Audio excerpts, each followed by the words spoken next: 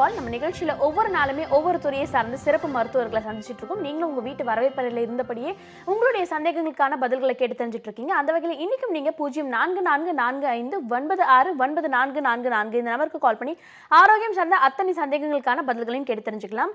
இன்னைக்கு ஆரோக்கியம் சார்ந்த பல விஷயங்களை பத்தி பேசுறதுக்காக Sreevarma ayurvedic hospital doctor Gauthaman வந்திருக்காரு. அவர்கிட்ட பேசலாம். வணக்கம் டாக்டர். வணக்கம். Last week varicose vein and varicose அல்சரை பற்றி பேசிட்டு இருந்தோம் டாக்டர். இந்த வீக்கும் தொடர்ந்து அதை பற்றி பேசலாம். வெரிகோஸ் வெயின் இதோட சிம்டம்ஸ் என்னவா இருக்கும், அதோட ஸ்டேஜஸ் பற்றி டீட்டெயிலாக சொன்னீங்கன்னா பார்த்துட்டு இருக்கவங்களுக்கு யூஸ்ஃபுல்லாக இருக்கும். நிச்சயமாம்மா. இப்போது வெரிகோஸ் வெயின் அப்படின்னு சொல்கிறது ஏற்கனவே சொன்ன மாதிரி கெட்ட ரத்தத்தை எடுத்து செல்லக்கூடிய இரத்த குழாய்களில் இருக்கக்கூடிய ஒரு தொய்வு அல்லது அடைப்புன்னு சொல்லலாம். 5 ஸ்டேஜஸை நம்ம பார்க்க முடிகிறது. முதல் ஸ்டேஜ் நம்மளுடைய தொடை பகுதிகள்லையோ அல்லது காஃப் மசில்னு சொல்லக்கூடிய பிண்ட சதை இருக்கக்கூடிய பகுதிகள்லையோ பச்சை நிறமான ஒரு இரத்த குழாய்கள் வெளியில் தெரிவது, கோடு கோடாக லேசாக தெரிவதை பார்க்க முடியும். இந்த ஸ்டேஜ்லேயே நம்ம கரெக்டாக ஒரு டாக்டரை போய் பார்க்கணும். இதை பார்க்காம விடும்போது இது கூட செகண்ட் ஸ்டேஜ் போகும். அப்போ அந்த நரம்புகள் கொஞ்சம் பார்க்குறதுக்கு கருப்பு நிறமாக அல்லது அடர் பச்சை நிறமாக நமக்கு தெரிய ஆரம்பிக்கும். 3வது ஸ்டேஜ் அந்த தெரியக்கூடிய இரத்த குழாய்கள் எல்லாமே ஒரு கயிறு எடுத்து நம்ம முடிச்சு போட்டோம்னா எப்படி முடிச்சிருக்கோ அதே மாதிரி உடலை விட்டு தோலை விட்டு கொஞ்சம் வெளியில் வந்திருக்க மாதிரி தெரியும். இந்த ஸ்டேஜில் பொதுவாக நமக்கு அதிகமான தசை வலிகள் இருக்கிறத நம்ம பார்க்க முடியும். கால்களில் ஸ்டிஃப்னஸ் இருக்கிறத பார்க்க முடியும். இதற்கு அடுத்த ஸ்டேஜ் 4th ஸ்டேஜ் அப்படின்னும் போது கால்களில் அதிகமான நிறமாற்றங்கள், பொதுவாக வெள்ளையாக இருக்கவங்க கூட அவங்களோட கால் கருமை நிறமான கரும் புள்ளிகளோட மாறுறதை பார்க்க முடியும். நிறைய அரிப்புகள் ஏற்படுறதையும் கொப்பளங்கள் ஏற்படுறதையும் நம்ம பார்க்க முடியும். கடைசி ஸ்டேஜ் அல்லது 5வது ஸ்டேஜ் இந்த கொப்பளங்கள் உடைந்து அந்த இடங்களில் புண்கள் ஏற்பட்டு வெரிகோஸ் அல்சராக மாறுறதை பார்க்க முடியும். ஸோ வெரிகோஸ் வெயின்ஸை பொறுத்தவரையிலும் 5 நிலைமைகள் இருக்கிறத நம்ம இன்றைக்கு பார்க்க முடிகிறது. ஓகே, வெரிகோஸ் வெயினில் இருக்க 5 ஸ்டேஜஸ் பற்றி டீட்டெயிலாக டாக்டர் சொல்லியிருக்காரு. தொடர்ந்து முதல் நேயர் லைனில் காத்துட்டு இருக்காங்க, அவங்க கிட்ட பேசலாம். வணக்கம் doctor on call. Good morning ma'am. நான் வேலூர்ல இருந்து ரேவதி பேசுறேன் மேம். சொல்லுங்க ரேவதி, உங்களோட கேள்விகளை நீங்க தொடர்ந்து கேட்கலாம். டாக்டர் கௌதமன் இருக்காங்க, பேசலாம். Good morning doctor. வணக்கம். எனக்கு 2 கேள்வி இருக்கு டாக்டர். தைராய்டு இருக்கனால தைராய்டு டேப்லெட் எடுக்கிறதுல இருந்து எனக்கு ரொம்ப குளிருது டாக்டர். சைனஸ் இருக்கனாலயா என்னதுல குளிருது. அதுக்கப்புறமா எனக்கு இப்ப லேப்ரோஸ்கோப் பண்ணோம் டாக்டர். இப்ப 2 மாசம் ஆகுது. அதுல எண்டோமெட்ரியம் திக்னஸா இருக்கு. மாசம் மாசம் மாறுபடும். ஆனா இந்த தடவை உங்களுக்கு ரொம்ப திக்கா இருக்கு. 4th டேவே 12 இருக்கு டாக்டர். அது எப்படி அந்த சாப்பாடு நான் சகப்பரிசி அந்த மாதிரி சாப்பிட்றதுனால ரொம்ப திக்காயிடுச்சா, எந்த மாதிரி ஃபுட் எடுத்துக்கணும், சரியாயிருமா, ஹார்மோன் பேலன்ஸ் பண்ற மாதிரி ஏதாவது சொல்லுங்க டாக்டர். நிச்சயமா. என்ன வயசாச்சுமா உங்களுக்கு? இருக்கு டாக்டர். 29 டாக்டர். சரிங்கம்மா, நீங்கள் ஃபோன் கட் பண்ணிடுங்க, உங்களுக்கான பதில் நான் சொல்கிறேன். பொதுவாக உங்களோட முதல் கேள்விக்கான பதில், அதாவது தைராய்டு மாத்திரை சாப்பிட்றதுனால எனக்கு குளிர் இருக்கா அப்படின்னு கேட்குறீங்க. அதுக்கான பதில் ரொம்ப சுலபம். தைராய்டு மாத்திரை சாப்பிட்றதுனால உங்களுக்கு குளிர் கிடையாது. ஆக்சுவலாக ஹைப்போதைராய்டிசம் இருக்கும்போது நமக்கு ஏற்படுகின்ற முதல் பக்க விளைவே என்னன்னு பார்த்தீங்கன்னா குளிர் பொறுக்க முடியாமல் இருக்கிறது தான். ஒரு அறையில் இருக்கவங்க 3 பேர் ஒரு ஃபேன் போட்டாங்கன்னா அந்த குளிர் தாங்க முடியும், நம்மால் அந்த குளிர் தாங்க முடியாமல் இருக்கும். அப்படின்னா என்ன அர்த்தம்னா நீங்கள் சாப்பிடக்கூடிய மாத்திரைகள் இன்னும் தைராய்டு செயலை இன்னும் சீர்படுத்தாமல் இருக்கிறது அப்படின்னு அர்த்தம். நம்பர் 2, நீங்கள் சொன்ன மாதிரி எண்டோமெட்ரியம் இன்னும் ரொம்ப திக்காக இருக்குன்னு சொல்லக்கூடிய ஒரு பிரச்சனை. பொதுவாக இன்றைக்கு எல்லா பெண்களுக்குமே 29லிருந்து 35 வயதுக்குள்ள ஹார்மோனல் இம்பேலன்ஸ் அதிகமாக ஏற்படுறதை நம்ம பார்க்க முடிகிறது. ஸோ இந்த 2 பிரச்சனைக்கும் நீங்கள் என்ன பண்ணலான்னு கேட்டிங்கன்னா, ஏற்கனவே நான் சொல்லியிருக்கேன், தண்ணீர் விட்டான் கிழங்கு அப்படின்னு சொல்லக்கூடியது ஒன்று. அதே போல் இந்த தைராய்டு பிரச்சனைக்கு மந்தாரை மரப்பட்டை அப்படின்னு சொல்லக்கூடிய ஒன்று. 100 மில்லி தண்ணீருக்கு 1 தேக்கரண்டி இது 2த்தோட பவுடரையும் போட்டு கொதிக்க வைங்க, டீ வைக்கிற மாதிரி. காலை ஒரு முறை, இரவு ஒரு முறை, உணவுக்கு முன்பு இதை எடுத்துக்குங்க. இந்த பிரச்சனைக்கு வெறும் மருந்துகள் மட்டும் போதாது, உணவு கட்டுப்பாடுகள், உடற்பயிற்சிகள் நிச்சயமாக தேவை. உங்களால் எப்போ முடியுமோ ஒரு முறை சென்னையில் இருக்க ஸ்ரீவர்மா ஆயுர்வேத மருத்துவமனைக்கு வாங்க. உங்களுக்கு தேவையான உணவு கட்டுப்பாடுகள், உடற்பயிற்சிகளை பற்றி டீட்டெயிலாக நான் சொல்லித்தர சொல்கிறேன். நன்றிம்மா கால் பண்ணதுக்கு. அடுத்த நேரம் லைனில் காத்துட்டு இருக்காங்க, உங்ககிட்ட பேசலாம். குட் மார்னிங் டாக்டர் ஆன் கால். வணக்கம், நீங்க லைன்ல தான் இருக்கீங்கம்மா, தொடர்ந்து பேசலாம். ஓகே மேடம், நாங்க சென்னையில இருந்து பேசுறேன். என் பேர் ராணி. ராணி, இப்ப யாருக்காகமா கேட்டு தெரிஞ்சுக்க போறீங்க? என்னோட பொண்ணுக்காக கேக்குறேன். என் பொண்ணோட பெண்ணு பேரு அபி. ஓகேம்மா, உங்களோட வயது, அவங்களுக்கான கேள்வி என்ன நீங்க தொடர்ந்து கேட்கலாம். டாக்டர் இருக்காங்க, பேசலாம். சரி. Good morning doctor. குட் மார்னிங்மா. என்னோட பொண்ணுக்கு 27 வயசு ஆகுது. சரி. அவளுக்கு காலையில தூங்கி எழுந்திரிச்ச உடனே அந்த தாடை பக்கத்துல நீர் சுரந்த மாதிரி இருக்கு. சரி. சாயந்தரமான கொஞ்சம் சரியாயிடுச்சு. அது அது வந்து தொடர்ந்து கண்டினியூஸா இருக்கிறதும் இல்ல. ம் ஒரு 2-3 நாள் இருக்கு, அப்புறம் போகுது, அப்புறம் மறுபடியும் வருது. சரி. பொதுவாக நல்ல காய்கறிகள் கீரைகள்லாம் நிறைய சாப்பிட்றாங்க இல்லையா? காய்கறி தான் சாப்பிடுவாங்க. வெஜிடேரியன், நான்வெஜ் கூட இல்லை. சரி. வெஜிடேரியன்ஸ்க்கு தாம்மா பொதுவாக இரும்பு சத்தோட குறைபாடு வர்றது ரொம்ப அதிகமாக இருக்கிறத நம்ம பார்க்க முடியும். பொதுவாக பெண்களுக்கு 2 காலங்களில் இந்த மாதிரி ஏற்படுறது ஃபிசியாலஜிக்கலாக பாசிபிள் உண்டு. ஒன்று அவங்களோட ஓவல்யூஷன் சொல்லக்கூடிய கருமுட்டை முதிர்ச்சி அடைகின்ற டைமில், இன்னொன்று அவங்களுக்கு மாதவிலக்கு வருவதற்கு முன்போ பின்போ இந்த மாதிரி ஆகிறதுக்கு வாய்ப்பு இருக்குது. இதற்கு நல்ல மருந்து என்ன அப்படின்னு கேட்டிங்கன்னா, முருங்கைக்கீரை தான் அதுக்கு நல்ல மருந்து. ஒரு கைப்பிடி முருங்கைக்கீரை 1 கிளாஸ் தண்ணியில் போட்டு நல்லா கொதிக்க வைங்க. இலை வெந்த பிறகு அந்த தண்ணீரை மட்டும் எடுத்து ஒரு சூப்பு மாதிரி ப்ரிப்பேர் பண்ணி வாரத்தில் 2 நாள் கொடுக்க ஆரம்பிங்க. அதே போல் ஸ்ரீவர்மா ஆயுர்வேத மருத்துவமனையில் ஸ்ரீ கேர் கேப்சூல்ஸ்னு ஒரு மாத்திரை கிடைக்கும். அதை காலை 2, மதியம் 2, இரவு 2 உணவுக்கு முன்பு சாப்பிடுங்க. இந்த பிரச்சனை குணமாகிறத பார்க்க முடியும். என்ன டேப்லெட்னு டீட்டெயிலாக சொல்லிடலாம் உங்களுக்கு கேட்கல. ஸ்ரீ கேர் கேப்சூல்ஸ் அப்படிங்கிறது பொதுவாக பெண்களுடைய ஆரோக்கியத்திற்காக கொடுக்கப்படுகின்ற ஒரு மூலிகை மாத்திரை. ரொம்ப அருமையானது. நோய் இருக்க பெண்கள் தான் சாப்பிடணும்னு அவசியம் இல்லை. நோய் வராமல் ப்ரிவென்ட் பண்ணுறதுக்கு கூட நம்ம எல்லாருமே சாப்பிடலாம். ஓகே, ஸ்ரீ கேர் கேப்சூல்ஸ், இந்த கேப்சூல்ஸை நீங்கள் ரெகுலராக ஃபாலோ பண்ணுங்கம்மா. டாக்டர் இதான் உங்களுக்கு சொல்லியிருக்காரு. தொடர்ந்து அடுத்த நேரம் லைனில் காத்துட்டு இருக்காங்க, அவங்க கிட்ட பேசலாம். Good morning. ஹலோ, வணக்கம். சொல்லுங்க சார், உங்க பேர் என்ன, எங்கேருந்து கால் பண்றீங்க? நான் கிருஷ்ணகிரி மாவட்டம் சிங்காரப்பட்டியிலிருந்து கால் பண்றேன். என் பேர் ஹரி. ஓகே சார், இப்போ யாருக்காக கேட்டு தெரிஞ்சுக்க போறீங்க? மேடம் எனக்கு தான் தெரிஞ்சுக்கணும் கொஞ்சம். ஓகே, உங்களோட வயது, உங்களுக்கான கேள்வி என்ன, நீங்க தொடர்ந்து கேட்கலாம். டாக்டர் இருக்காங்க, பேசலாம். கண்டிப்பா சார். Good morning sir. வணக்கம் சார், சொல்லுங்க. சார், அதாவது எனக்கு வயசு வந்து 24 ஆகுது. சரி. இப்போ ஒரு 1 வீக் 2 வீக்ஸாவே பாத்தீங்கன்னா கேஸ் ட்ரபிள் அதிகமா போயிட்டு இருக்கு. ஒரு 1 மந்தாவே இருக்கும். சரி.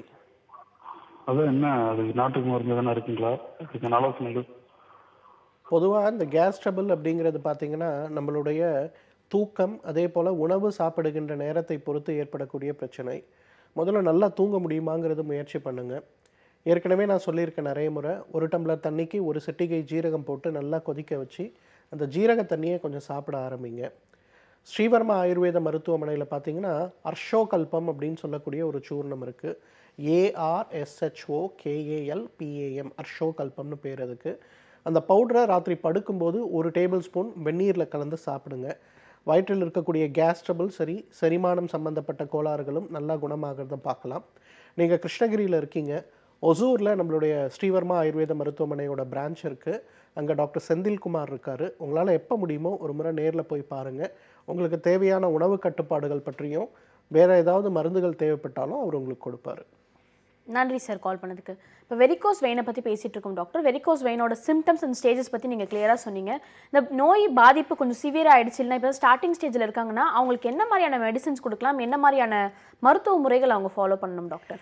பொதுவாக ஒரு ஆரம்ப நிலைமை, அதாவது ஸ்டேஜ் 1 ஸ்டேஜ் 2ன்னு சொல்லக்கூடிய 2 நிலைமையில் வரும்போது நம்மளுடைய உடல் எடை எவ்வாறு இருக்கிறது அப்படிங்கிறத பார்த்து உடல் எடை குறைப்பதற்கான முயற்சிகளை நம்ம செய்யணும். 2வது உடற்பயிற்சிகள் செய்யணும். உடற்பயிற்சிகள் அப்படிங்கிறது உடனே ஜிம்முக்கு போகணுன்னு அவசியம் இல்லை. ஒரு 15 நிமிடம் அல்லது 20 நிமிடம் ஒரு நடைப்பயிற்சி, அல்லது ஒரு நாளைக்கு ஒரு 15 தோப்பு கன்னம் போடக்கூடிய ஒரு பயிற்சி. 3வது நிறைய நேரம் உட்கார்ந்து வேலை பார்ப்பவர்கள் அல்லது நிறைய நேரம் நின்று வேலை பார்ப்பவர்களுக்கு தான் இந்த பிரச்சனை வரும்.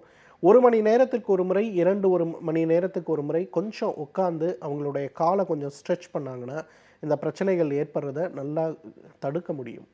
ஓகே, வெரிகோஸ் வெயினுக்கான பேசிக்கான ப்ராப்ளம் என்னன்னு பார்த்தீங்கன்னா ஓவர் வெயிட் கெயின். அதனால் நீங்கள் வெயிட் குறைக்கணும். அது மட்டும் இல்லாமல் அதிக நேரம் நிற்கிறது இது மாதிரிலாம் இல்லாமல் உங்கள் காலுக்கும் கொஞ்சம் ரிலாக்ஸேஷன் கொடுத்தீங்கன்னா வெரிகோஸ் வெயினை முடிஞ்ச அளவுக்கு தவிர்க்க முடியும் டாக்டர் சொல்லியிருக்காரு. தொடர்ந்து அடுத்த நேரம் லைனில் காத்துட்டு இருக்காங்க, அவங்க கிட்ட பேசலாம். குட் மார்னிங் டாக்டர் ஆன் கால். வணக்கம், சொல்லுங்கம்மா, உங்கள் பேர் என்ன, எங்கேருந்து கால் பண்ணுறீங்க? நான் கார்த்திகா பேசுகிறேன், சென்னையிலேருந்து கார்த்திகா பேசுகிறேன். ஓகே கார்த்திகா, இப்போ யாருக்காக கேட்டு தெரிஞ்சுக்க போகிறீங்க? எனக்காக தான் மேடம் கேட்குறேன். ஓகேம்மா, உங்களோட வயது, உங்களோட கேள்வி என்னன்னு நீங்கள் தொடர்ந்து கேட்கலாம். டாக்டர் கௌதமன் இருக்காங்க, பேசலாம். ஓகே. வணக்கம்மா, சொல்லுங்கள். சார், எனக்கு வந்து ஏஜ் 28. பிளட் ப்ரெஷர் கொஞ்சம் அதிகமாக இருக்குது, ஹை பிளட் ப்ரெஷர் இருக்குது சார். என்ன ஆகுதுமா? பிளட் ப்ரெஷர் கொஞ்சம் 150 இருக்குது சார் எனக்கு. சரி, என்ன செய்யலாம்? சாப்பாட்டில் எந்த அளவுக்கு ஊறுகாய், எண்ணெயில் பொரிச்ச உணவுகள், வெளி சாப்பாடுலாம் வச்சுருக்கீங்கம்மா? இல்லை சார், அந்த மாதிரி இல்லையே. அந்த மாதிரி இல்லை. Very good. பொதுவாக ஆ பிளட் ப்ரெஷரை குறைக்கிறதுக்கு ரொம்ப சிறப்பான மருந்து என்னன்னு கேட்டிங்கன்னா நாட்டு தக்காளி.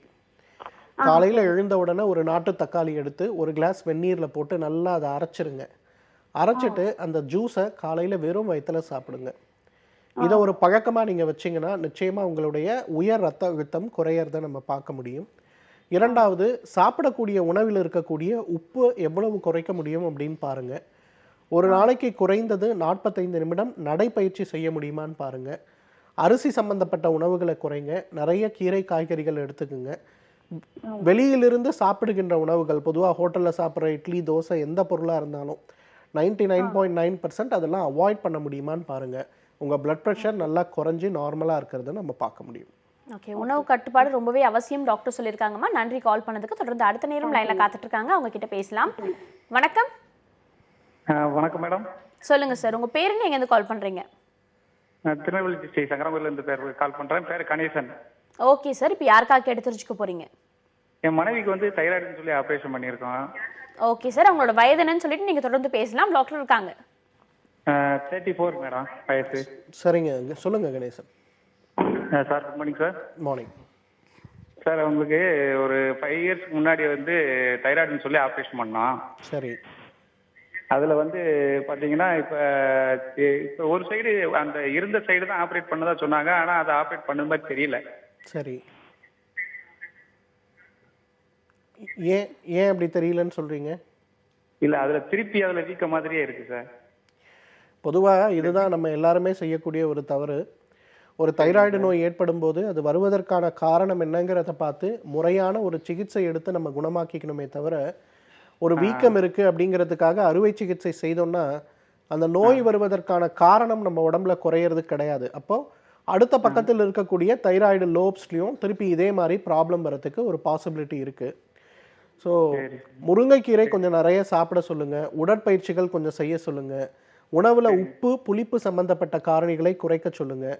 உங்களால் எப்போ முடியுமோ ஒரு முறை எல்லா ரிப்போர்ட்ஸும் எடுத்துகிட்டு பாண்டிச்சேரியில் இருக்க ஸ்ரீவர்மா மருத்துவமனைக்கோ இல்லை சென்னையில் இருக்க மருத்துவமனைக்கோ ஒரு முறை வாங்க. நான் பார்த்துட்டு என்ன உணவு கட்டுப்பாடுகள் தேவை, உடற்பயிற்சிகள் தேவை, மருந்துகள் தேவைங்கிறத டீட்டெயிலாக உங்களுக்கு சொல்லித்தரேன். நன்றி சார் கால் பண்ணதுக்கு. சார் ஒரு நிமிஷம் சார். சொல்லுங்க. தொடர்ந்து பேசலாம். சொல்லுங்க சார். எல்ட்ராசின் 15 அவங்க வந்து இப்போ சாப்பிட்டுட்டு இருக்காங்க டெய்லி ஒன்று. சரி சார்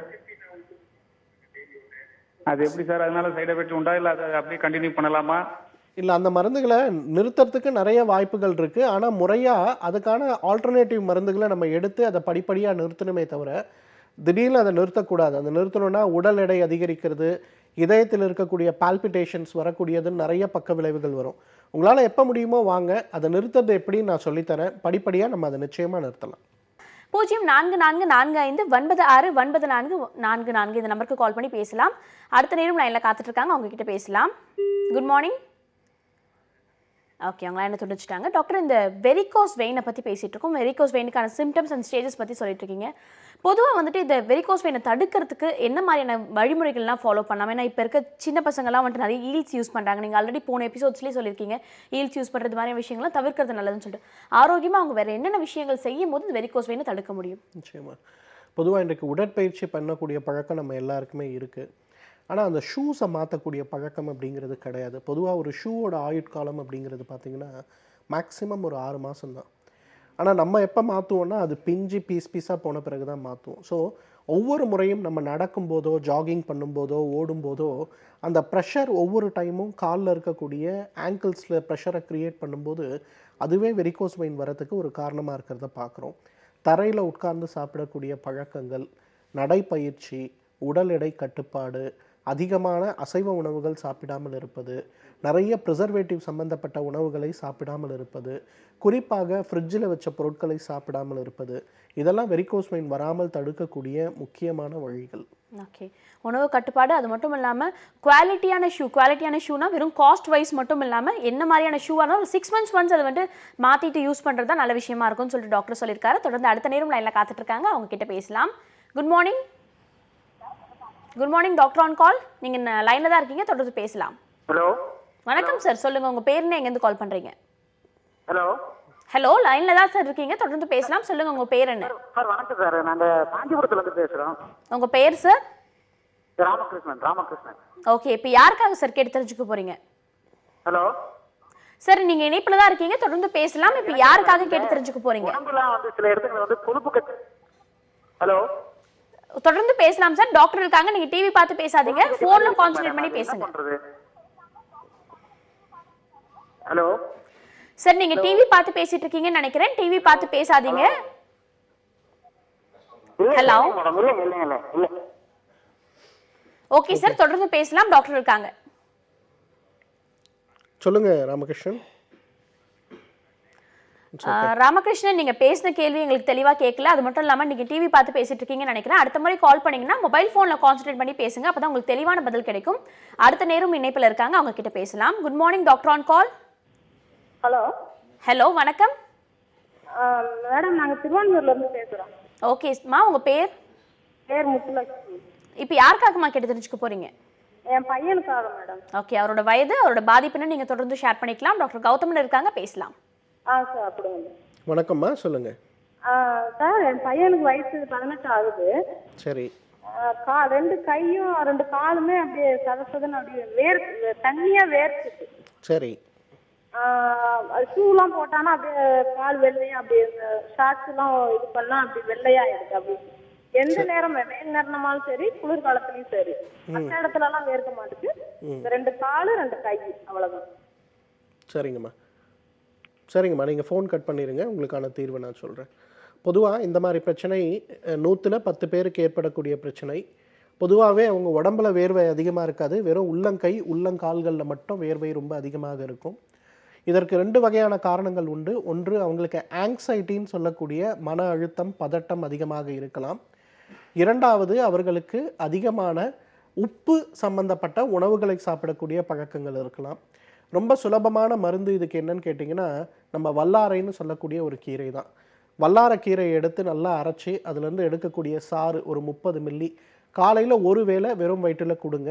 அந்த வேர்வை சம்பந்தப்பட்ட பிரச்சனை கொஞ்சம் கொஞ்சமாக குறையிறத பார்க்கலாம்.